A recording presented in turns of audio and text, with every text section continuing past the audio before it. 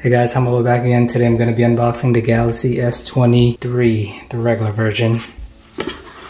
So here's the box that it comes with.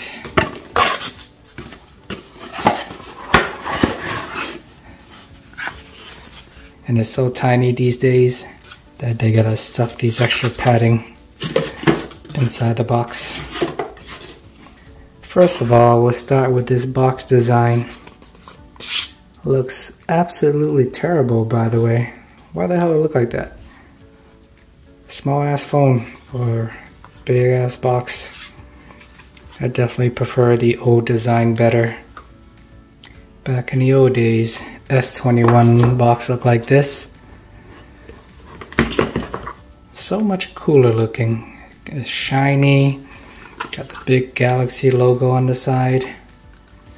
Now this new S23 box just looks super lame.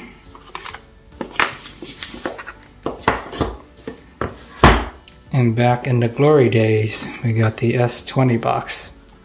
Look even cooler. And a lot bigger with accessories inside. But hey, 2023, everyone wants to be fake eco-friendly. So this is what we got. Ugly design box, super thin. But we'll go ahead with the unboxing after I finish with my rant.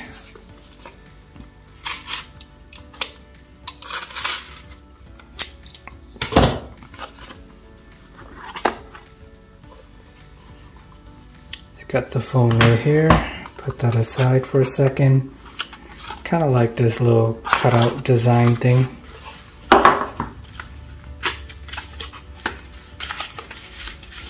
They still give you the charging cable, which is good. Got some booklets that I'm never gonna read.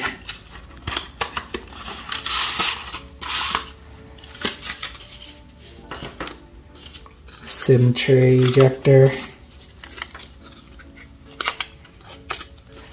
Huh, you know what's missing? The OTG adapter. I rarely use those anyways. It's always nice to have. But at the same time, I don't need to accumulate a million of them, I guess. Here's what I'm talking about. This used to be included in the previous generations. You can actually plug like a flash drive in here. And on the other end, you can connect it to your phone. I guess these days, a lot of phones are USB-C equipped, so you might not need it as much. But in theory, you can just transfer data from one phone to another. But now, all you get is a cable, SIM card ejector, and the phone.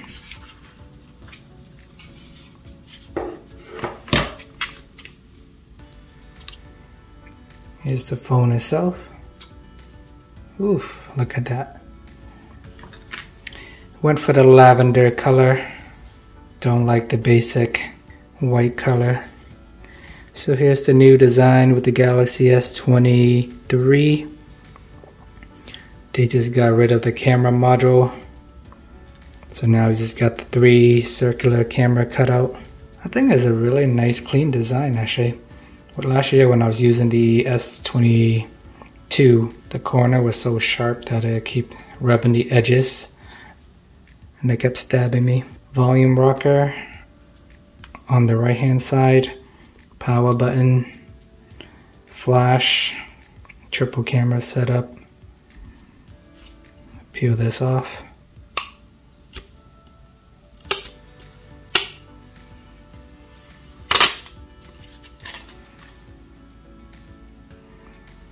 No buttons on the other side. I actually prefer having buttons on both sides. So if I were to take a screenshot, I can just easily press on both sides. But now I just gotta do one of these weird motion. It's not as intuitive. USB-C, speaker grill, another mic next to the SIM card tray for some reason. Got another mic on top. But I do like the feel so far. Nice, compact in the hand. Corners are rounded. The back is nice and flat. Front is also flat. Do like the feel of it so far. Premium built, $800 phone, list price. And you compare it to the OnePlus 10T, this phone $150 less than the S23. But you can see here, quality look kind of cheap. I don't like this bulge camera sticking out, kind of awkward. Back is made of plastic. If you drop it, it's more likely to survive. This S23 got the Victus 2. Super strong glass in the back and front, so I like to see that. OnePlus has been fun with the super 125 watt fast charging. Now I got downgrade to the 25 watt, but I look forward to using the One UI. We shall boot this up and set up the phone. Once it's all set up, I will charge it to 100%. Currently is at 68. So I'll play around with it, start off my first day in a life video series and go from there. Alright guys, so after that initial setup, just going to take this phone for a quick spin on day 0. And then tomorrow I'll start off fresh 100% and walk you through a full day. First of all, I'm very impressed with the design of this phone. It feels super sleek and smooth. The back is made of Gorilla Victus Glass 2, which is stronger than the previous generation. I wouldn't be doing any drop tests on these, but I do like the look and feel of the phone. Even though it's made of glass, the back is not shiny and filled with fingerprint, so it's something minor, but at least Samsung did finally address that throughout the years. I remember when they initially switched from plastic phones to glass phone with the Galaxy S6, the back is a fingerprint magnet, and it stayed that way for many years until the Galaxy S20 actually. And then for the Galaxy S21 they switched to plastic in the regular model. People were not happy about that, so they switched it back. But I do like this new design and material in the back. Transferring the data from my OnePlus 10T to this phone was kind of a pain in the ass. They do have the Smart Switch app, but for some reason the cable option was not working. I basically plugged the USB-C cable from the Samsung phone to my OnePlus. I tried several different cables, but for some reason the accessory cannot be installed. So then I tried the wireless option, and I think I might have turned off the Wi-Fi by accident in the process, so not all my stuff got transferred over. But that's fine, I guess. I'll just download whatever app I need as I go versus just having like 100,000 apps installed all at once. Luckily, Samsung do have this built-in backup feature where if you have other Samsung phones in the past, it can just reinstall the exact image from that. So I basically just have it installed my Galaxy S20 setup, which has all the apps I need. So during dinner, just took a quick photo of some egg rolls. This is like a double leftover meal. Got some egg rolls from my mom and some Jamaican food. Just threw it together. That black blob you see is the blackened chicken. I don't think it's burnt. It's probably just made that way. But either way, I peeled off the skin. But the egg roll looks pretty nice and clean in the front.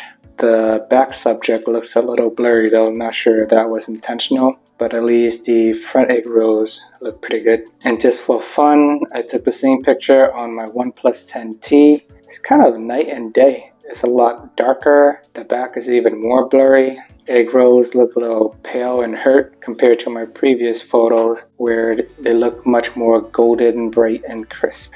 Just the overall picture of the OnePlus 10T is more dull compared to the Galaxy S23. Little things like that is why I prefer the Pixel and the Galaxy camera over the OnePlus any day. Here are some oranges on my table. And the camera is just super easy to use, doesn't take much effort. I just point and shoot and get really good quality. Compared to the OnePlus 10T, no matter what I did, I was always somehow getting really blurry and out of focus photos. And one of the first things I did with this phone was go into the setting and adjust the always on display. By default, you have to tap to see the time. So I turn it off. I prefer my always on display to be always on so that I don't need to tap it. I can see why Samsung turned it off by default to save some battery. And when I went outside It is actually super dark. Decided to take a picture of a tree, and it came out looking pretty good. Not sure where all these external lights is coming from. Maybe from nearby houses, the light posts, but it was able to brighten up the tree and provide a pretty good looking photo. It was actually a lot darker in real life, and the photo looks better than what I was seeing in person. So kudos to Samsung there for the night photo. And then I went into the settings and made another adjustment. Turn on this option to basically unlock right away. I don't like having to swipe to unlock the phone. If I'm lifting the phone up, I just want it to unlock automatically. Just takes another step away out of my life.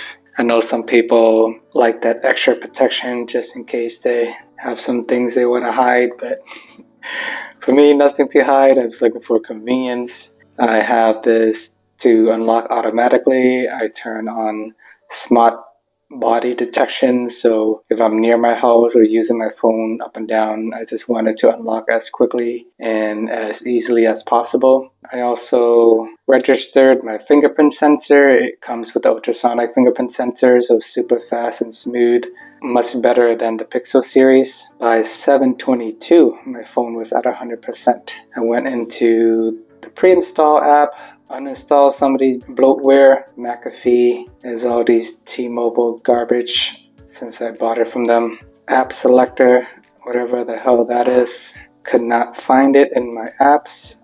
I don't want this notification, so I'm just going to turn it off. And if I have time, I'll dig deep in the settings and find a way to permanently disable it so it's not just sucking up processing power in the background. But for now, just gonna hide it and go about my day. Then I went to do some laundry and play with the camera a little bit more. Here it is at 1x, 3x, and 30x zoom. And while you zoom in, it actually looks pretty pixelated. But once you snap and take the picture, it does a good job of processing it and providing a somewhat useful photo. I mean, it's not perfect, but at least you can read some of the text that you cannot see with the naked eye at 1x, which is kind of cool. And then here's another option, 1x, 3x, 10x, 20x, and 30x. So as you can see, 30 and 20x is already starting to get more and more blurry. I think the more usable photos is just the wide angle, the 1x and the 3x. Anything beyond that, you're relying on the digital zoom. So just more processing power and the software trying to put everything together. At the same time, it is cool to be able to see these pictures and see what it is from far away. Because with the naked eye, where I'm sitting, I wouldn't have known that there are even kids' picture 30x away. Nice feature to have. I'm not sure how often I'm going to be doing 30x if I don't need to. But first day, new phone, new toy. I like to play with all the features and see what it has to offer. And 1 hour later, my phone is at 92%. So look like battery is going to be dropping anywhere from 8 to 10% an hour if I were to guess. And when I drove home, I slapped this phone on as a dash cam, even though I do have other alternative dash cams, just to test the recording power with the main camera at night. Then I switch over to the wide angle camera briefly when I got to the gas station. Had that recording for a little bit. Apologies for the dirty windows. We'll clean that at some point. But I can see just fine, I swear. So driving, night recording as a dash cam works pretty solid. Plenty of light. I can see everything just fine. Eventually I switch back to 1x. So does a job there for night video, driving in dark, shaky conditions, but the S23 does the job. I would find other situation where it is much more stable and see how night video recording does. When I got back to my house, I test the internet speed. With my Wi-Fi, I'm getting 400 megabytes per second, and with 5G, I'm getting 243 megabytes per second. So my Wi-Fi is still faster. 5G is solid, but not worth all the hype. So we'll see one day if it's gonna actually get as good as all the carriers say it would. I think you gotta be in the middle of the city or somewhere right next to the 5G tower to get the full potential. But for now, I still prefer my Wi-Fi speed. This phone is IP68 water resistant, so you can use it in the shower if you so choose. Would not have any issues there. I like how the back is not super reflective, so you can't see me naked while I'm showering. And just for kicks, testing it out in the water. I do love this new camera array. Looks very smooth and is really starting to grow on to me. Nice, simple, just 3 modules, no other stuff on top. Clean look. Unlike that obnoxious circle in the OnePlus 11. And by 10:30, I am in bed. I actually really like this new wallpaper that came with the S23 as well. Looks very nice. So it's actually only been 3 hours of usage for me, but the phone's already at 53%. So that's no good, given I did use the camera a lot. But still, do better, Samsung. A lot of good software and features, but I think the battery life is going to be a concern on this phone. I know most people wouldn't be using the camera that often, so I will switch it off depending on the days. The first couple of days, I'm not going to hold back with these phones. So that's been the quick preview on day 0 with the Galaxy S23. Stay tuned for my daily vlogs. Please check out my last video, aka the final review with my OnePlus 10T after using it for 45 days. I just get tired of it at the end and was really looking forward to using the Galaxy S23. Thanks for watching, guys. Please like and subscribe, and see you in the next video.